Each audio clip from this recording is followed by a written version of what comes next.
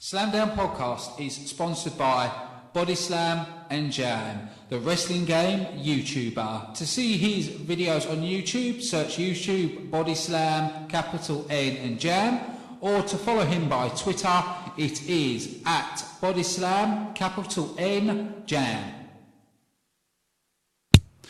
Welcome to another episode. Oh, my mic decided to do a somersault then.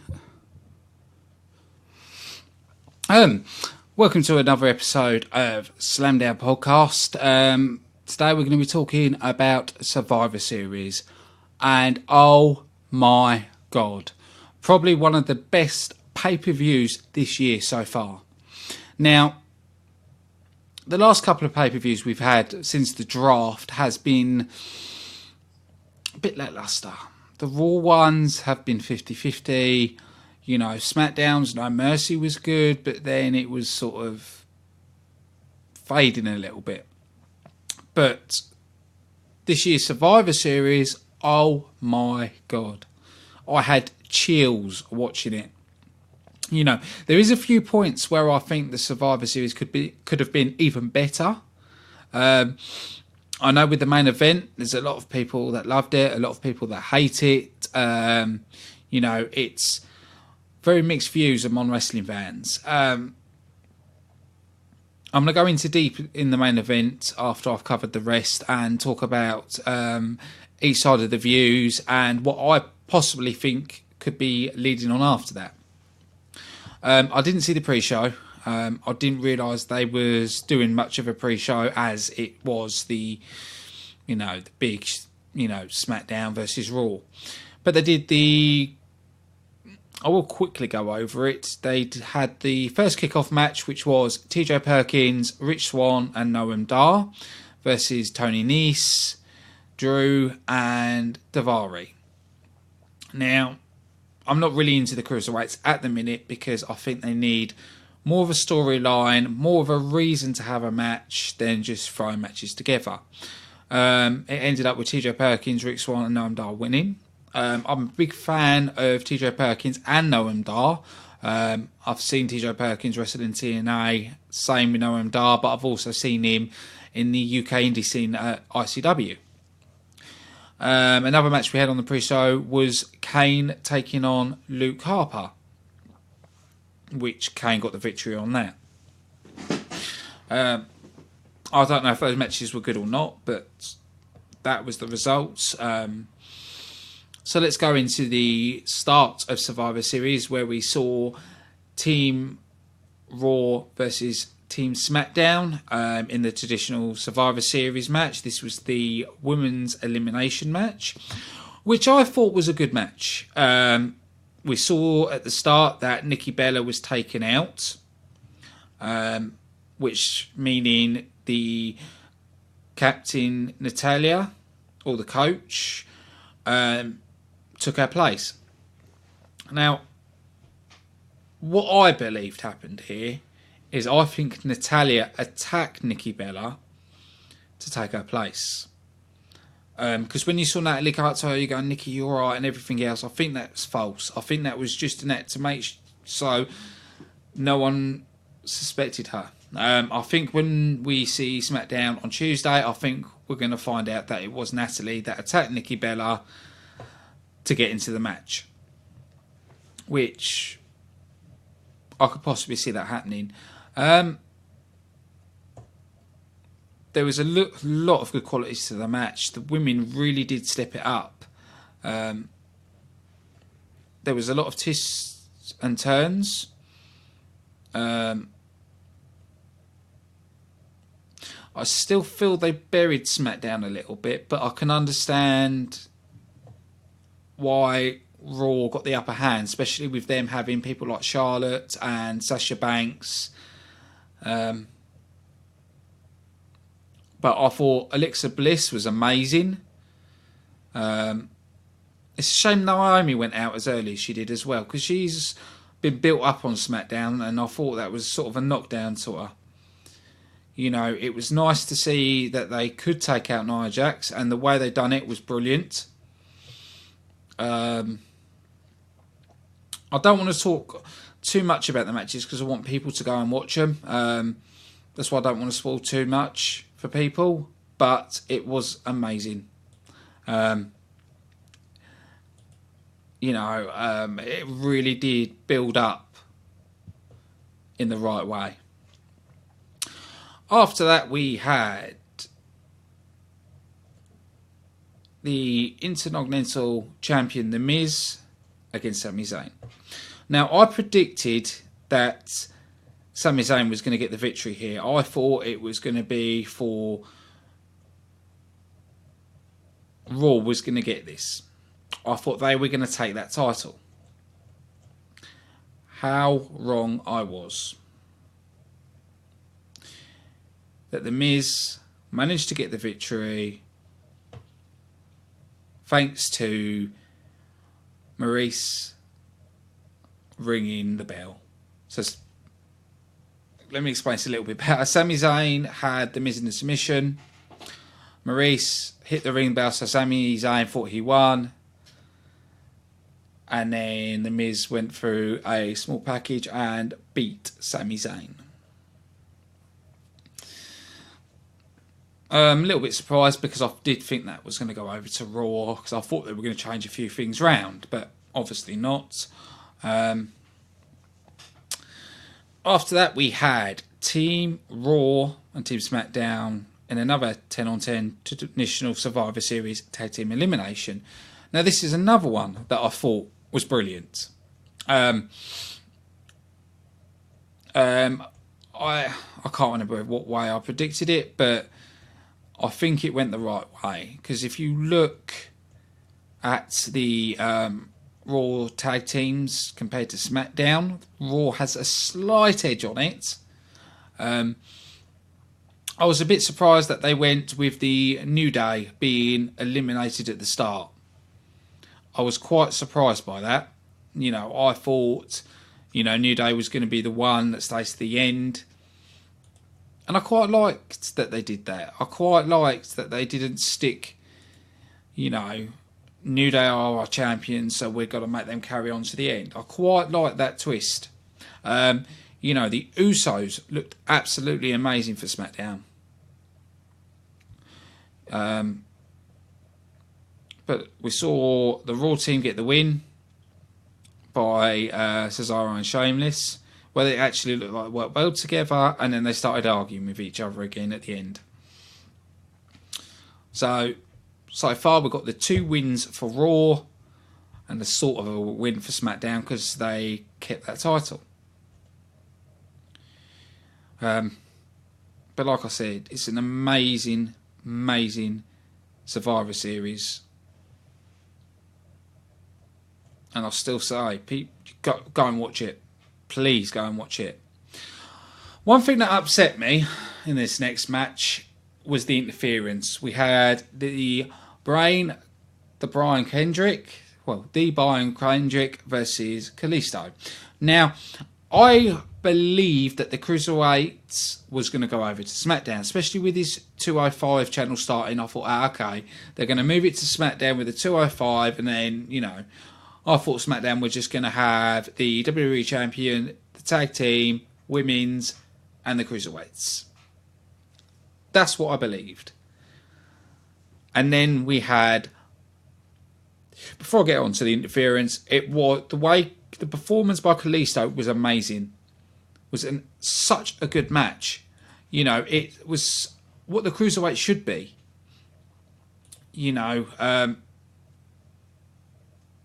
Kalisto blew me away in that match. But then to have Baron Corbin interfere, because he hit the Brian Kendrick first, and then went straight for Kalisto, meaning Brian Kendrick wins because of no DQ interference. It annoyed the shit out of me. It really, really did. I know SmackDown are trying to build up for their show, but they should have left that match. They should have left that match with them two with a plain victory. And I really did think the Cruiserweights were coming to SmackDown. So now it doesn't even make sense that the Cruiserweights are staying on Raw but their cruiserweight show is going to be after SmackDown and moving Smack Talk. Like, right, okay. I can't wrap my head around that. Team SmackDown Live taking on Team Raw 5-on-5 traditional Survivor Series men's elimination match. Wow. They really, really set this up. To me, this was the match of the night. Absolutely amazing.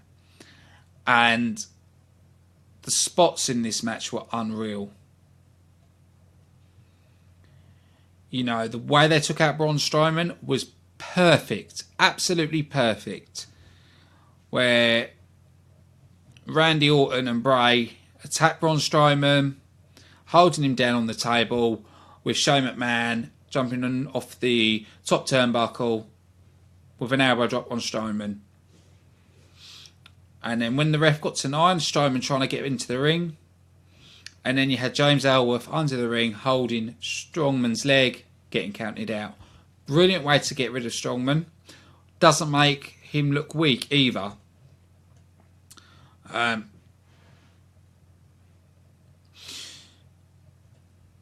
I'm trying to remember the order of elimination as well.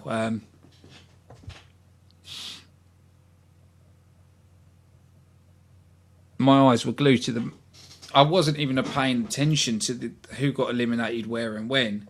It was just such a good match. But that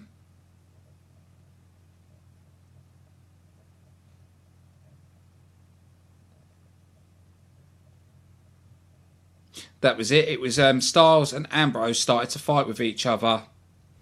And then when AJ blasted the Lucha Fringe from behind, the doors opened for Strowman to eliminate Ambrose. I'm quite surprised they did that with Ambrose. You know. But I'll get into a little bit more later about Ambrose, but I've got a feeling that Ambrose might not be with SmackDown. I reckon there's going to be some shuffling with Raw and SmackDown. But I'll explain that more in a bit. But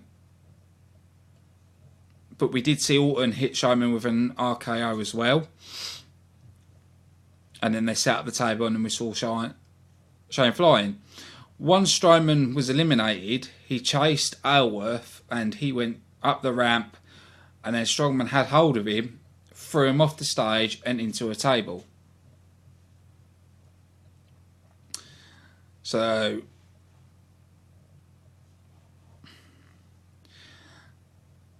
and also when Shane got back into the ring, he took a lot of punishment from Raw.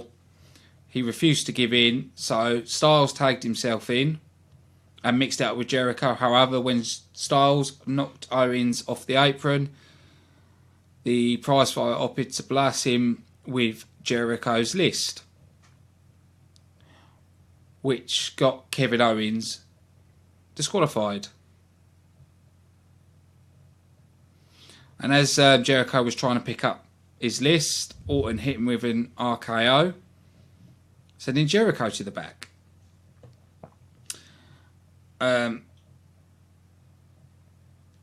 So leaving only Reigns and Rollins to battle Wyatt, Orton, Styles and Shane. And then Shane tried to hit a coast to coast, and the Reigns recovered and hit Shane with a spear in midair. Now, it did look like it went a bit wrong, because when Shane hit the mat, when Reigns was trying to pin him, you could see Shane was completely glazed over. Shane didn't even know what he was doing. He was gone. So the ref rang the bell for him to be eliminated, and then he was taking the rings out of security. But what was really nice is Orton tried to do it off the camera shot, went over to Shane's son to make sure he was alright, letting him know his dad was alright. And do you know what? That just shows what a good guy Orton is. You know, but he tried to do it where it wasn't noticeable. But the numbers didn't last long, as Rollins and Reigns turned their attention to Orton and Wyatt. Luke Harper suddenly appeared. Oh, hang on. Oh, yeah, sorry, I missed this. Missed a section off, my fault. Reigns and Rollins. Oh, hang on, where did I get to? Yeah, Shane was out. Also, Ambrose suddenly re-emerged from nowhere and then started to attack AJ Styles. Security tried to pull him away. Reigns and Rollins came to Ambrose's aid, and then the former Shield brothers temply reunited to deliver a triple powerbomb on Styles, and then threw him back in the ring, and Rollins then rolled him up. Yeah, Rollins put him in the ring and got the pin. So then it was leaving Rollins and fucking bollocks, Roman Reigns. Sorry, I just don't like Roman Reigns. It's just like Reigns. Which left Orton and Wyatt. And then Luke Harper suddenly appeared. The Wyatts gave a brief numbers advantages. The battle continued on.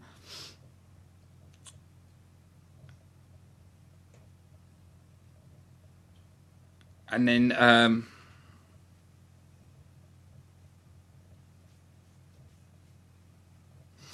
oh yeah, that was it. Rollins got hit by a mid-air RKO off the Viper, leaving him unable to kick out of a cover by Wyatt. Reigns was left to face them both by himself, which Luke Harper still lurking in the wings. The big dog was able to overcome the odds. He was getting ready to spear Bray Wyatt, but Randy Orton pushed Bray Wyatt out of the way and took the spear, which left Bray Wyatt to hit the Eater of Wales onto Reigns. Sorry, the Eater of Wales managed to attack Reigns and hit with the sister Abigail, which leaves SmackDown getting the victory. Now, with SmackDown getting the victory at Survivor Series, that also leads SmackDown gets 3 draft picks. Gets to take 3 people from Raw. And I've said this before. If SmackDown have got the 3 should be the Club. Bring them to SmackDown and put them back with AJ Styles. They should have never been broken up anyway, but I'd bring them, put them with AJ Styles. 3rd pick. Now, this one I'm not too sure on the 3rd pick.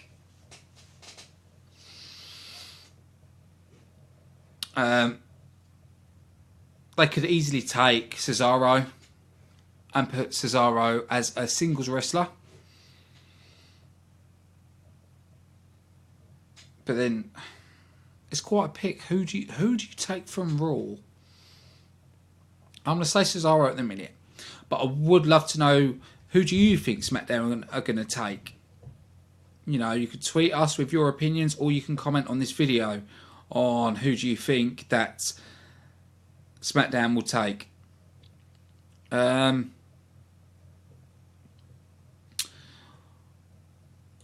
did I get to? I do believe that. Well, yeah, I want to cover this quickly. I do believe the way Survivor Series was done brilliantly, especially with where they planned for SmackDown to win the main match. It sort of made sense why Raw won the women's and the tag teams now, and it was done perfectly because it didn't make Raw look weak and it didn't make SmackDown look weak. You know, my only gripe is what happened with the Cruiserweight match. So that's my only negative, to be honest, on that side of it. Now, the main event where fantasy warfare became real. Bill Goldberg taking on Brock Lesnar. Now, one thing for me, the way Brock Lesnar has been built, he's been built as the unbeatable. Like, no one can take him down. There's a problem with that. When you build someone that high, you've made them look better than anybody on the roster. Now, the match was very short because we saw Brock throw Goldberg across the ring to the turnbuckles. Goldberg just sat there, looked at him, got back up, pushed Brock. Brock hit the floor, and as Brock was getting up, Goldberg hit the spear. Brock went down holding his chest. Goldberg got ready for another spear. Hit him with a second spear. And then you can see Brock holding his ribs, and Goldberg takes him up, puts him in the jackhammer, gets the victory.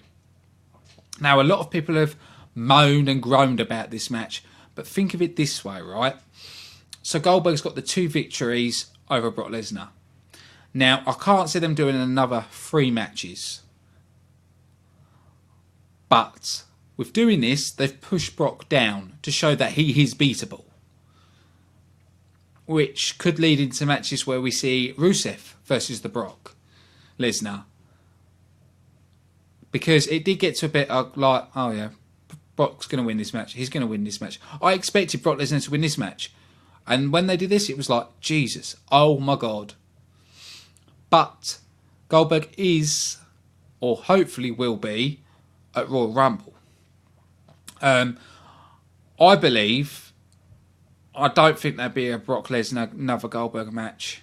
If there is, it'll be at Royal Rumble. But I believe what they're going to try and do is build Goldberg for The Undertaker. Where I would personally have The Undertaker beat Goldberg for Undertaker's farewell.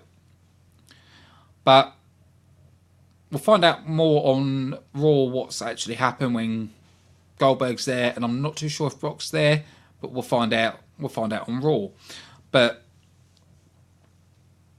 I don't think people should be complaining about this. Brock had to lose at some point. I know the match was over quickly, but the way it was done, it wasn't like it wasn't not believable.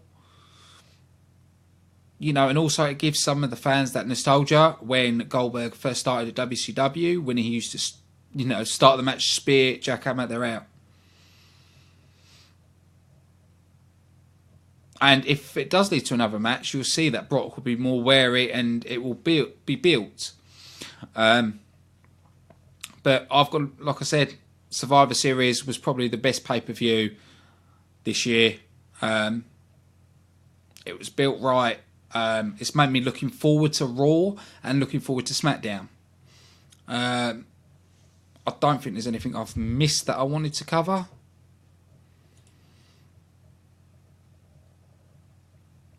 No, I think that's everything. But it was an amazing Survivor Series. For people that haven't seen it or people that have, you know, lost touch with WWE, go and watch Survivor Series. It will blow you away. It blew me away, and I'm you know, but we want to hear your opinion on Survivor Series. How did you feel about Goldberg getting the victory over Brock? Don't forget, you can tweet us at SlamDownLive. You can also comment on this video. You can comment on our YouTube videos. And remember, this podcast is about you, the fans.